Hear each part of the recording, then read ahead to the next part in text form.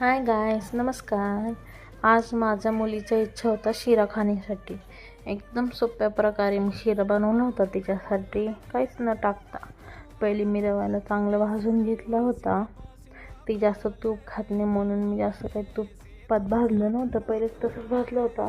त्यामध्ये वरतून थोडंसं साखर टाकलं होता, जास्त पण नव्हता टाकला.